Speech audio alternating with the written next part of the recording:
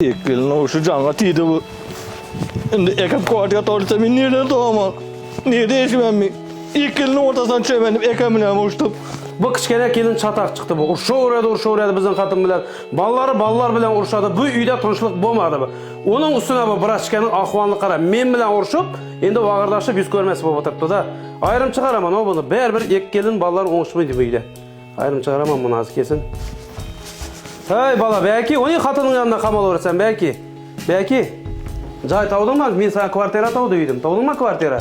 Yo'q, topolmadim. Ha? Topolmadim. Akşam urishni ko'rdingmi? Ikki kelin urishini? Ha.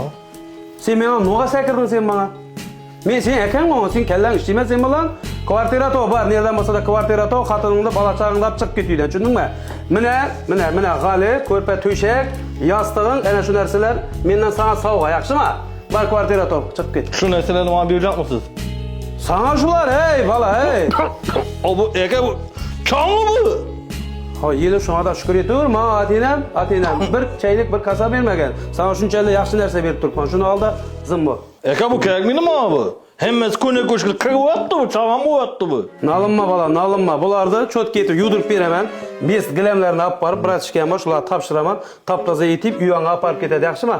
Endi orqaga qaytda borib kvartira top, bor jo'na. Hurmatli eldoshlar, bahor yoz mavsumi boshlangani munosabati bilan 5 gramda aksiyalar skidkalari boshlandi. Ko'pchilik biladi. 5 gram yuvish xizmati Ves Xorazm bo'ylab, ayniqsa Gurlanda, Urganchda filiallari bor.